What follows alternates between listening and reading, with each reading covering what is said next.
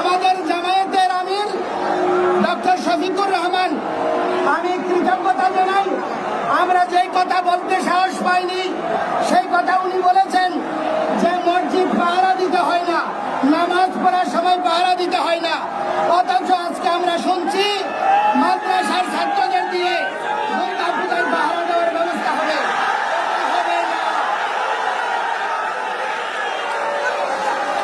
এটার মাধ্যমে মাননীয় ধর্ম উপদেষ্টা বিশ্ববাসীর কাছে বাংলাদেশের হিন্দুদের বাস্তব চিত্র তুলে ধরেছে যে এই দেশে হিন্দুরা কত বিপন্ন হলে অপরাপর ধর্ম বিশ্বাসের মানুষকে পাহারা দিয়ে তাদের অস্তিত্ব রক্ষা করতে হয়। সেই জন্য আমরা এই ধরনের কোন প্রচেষ্টার সঙ্গে সহমত পোষণ করি না। আমরা যারা আমাদের এই সাম্প্রদায়িক নিপীড়নে যে সমস্ত রাজনৈতিক দল পাশে এসে দাঁড়িয়েছে আমরা তাদেরকে কৃতজ্ঞতা জানাই, কিন্তু এটাও বলতে চাই এই ধরনের ব্যবস্থায় আমরা ওই বিড়ালের কাছে মুরগি পোষা হয়ে থাকতে চাই না। আমরা বলতে চাই আজকে স্বাধীনতার পর থেকে আমাদেরকে দুর্গা পূজায় 500 কেজি করে চাল দিচ্ছে, খয়রাতির চাল। আমরা কি ভিক্ষুক? যদি আমরা ভিক্ষুক না হই, আমরা যদি এই জাতি রাষ্ট্রের অংশ হই, ত্রাণ তহবিলের অর্থ দিয়ে কেন আমাদেরকে প্রহসন করছে? কেন হিন্দু ধর্মীয় ফাউন্ডেশন হচ্ছে না? রাজনৈতিক দলগুলি তাদের মদত পুষ্ট কিছু দালাল তৈরি করার জন্য কল্যাণ ট্রাস্টের ট্রাস্টি বানিয়ে কিছু হিন্দু লিডারের মাথা কিনে নিয়ে তাদেরকে দিয়ে হিন্দুদের বিরুদ্ধে বক্তব্য দেওয়া হচ্ছে। এই ধরনের প্রবণতার বিরুদ্ধে আমরা সনাতনীরা সবাই একসাথে লড়ব। আমরা কোন বিদেশি রাষ্ট্রের কোন বিদেশি প্রভুর সহযোগিতা চাই না। অতীতে যেমন সাধু সন্তরা আত্মবলিদান করেছে, আমরা আত্মবলিদান করব, কিন্তু এই ভূমি ত্যাগ করব না। আজকে সরকারিভাবে বলা হচ্ছে এই দেশে আমাদের একজন সেনা কর্মকর্তা উনি সংবাদ সম্মেলনে বলেছে বাংলাদেশের সংখ্যালঘুরা, ধর্মীয় সংখ্যালঘুরা তারা পৃথিবীর সবচেয়ে ভালো আছে।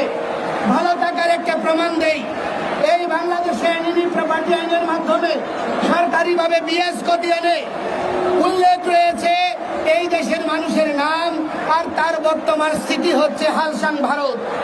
তাহলে সরকার স্বীকার করে নিয়েছে এই দেশের মানুষ পালিয়ে ভারত চলে গিয়েছে। আজকে অনেকে সীমান্তে 2 জন হিন্দু মারা গিয়েছে, এই জন্য মায়া দরদ দেখাচ্ছে, ইন্ডিয়ার বিরুদ্ধে স্লোগান দিচ্ছে। তো আমি বলতে চাই তারা কেন সীমান্তে গিয়েছে আগে ওইটা খুঁজে নিন। তারা কেন বিএসএফ এর গুলিতে মরতে গিয়েছে? কারণ এখানে বেঁচে থাকা তাদের জন্য একটা জীবন মৃত্যুর প্রহসন ছাড়ার কিছুই নয়। এই পরিস্থিতি কোনোভাবে আমরা মেনে নিতে পারি না। একটা জিনিস মনে রাখবেন, বাংলাদেশের মানুষকে আজকে আপনারা রোহিঙ্গাদেরকে সংরক্ষণ করছেন, বাংলাদেশের মানুষ তাদের পাশে দাঁড়িয়েছে, মানবতায় বিশ্বাস করে বলে আমরা পুন্ডরিক ধাম থেকেও প্রতিটি মঠ মন্দির থেকে ত্রাণ নিয়ে রোহিঙ্গাদের পাশে দাঁড়িয়েছি। কিন্তু বাংলাদেশ থেকে যেই সমস্ত হিন্দুরা ইন্ডিয়ায় সহ বিভিন্ন দেশে আশ্রয় নিয়েছে, আজ পর্যন্ত কোন সরকার তাদেরকে ফিরিয়ে আনার প্রচেষ্টা করে নাই। এটা থেকে প্রমাণ হয় সব ভাইয়েরা এক ভাই, তারা সবাই চায় আমরা এখানে থাকি না। সেজন্য আমি বলতে চাই এই ধরনের প্রহসন বন্ধ করুন।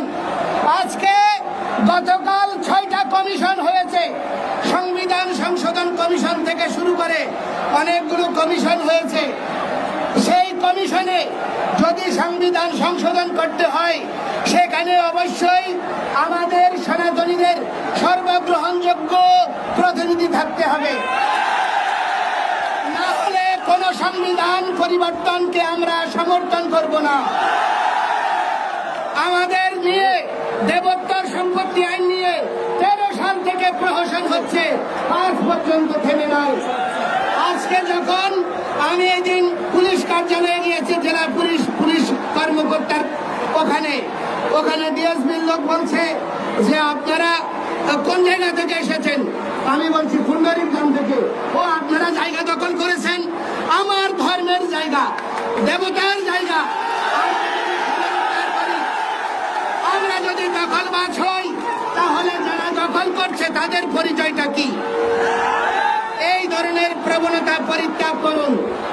আমি এই চট্টগ্রামের কৃতি সন্তান ডক্টর মোহাম্মদ ইউনূসের কাছে অনুরোধ করব, আজকে চট্টগ্রামবাসী জেগে উঠেছে, তারা আর ঘুমিয়ে নাই। আপনি যদি এই চট্টগ্রামের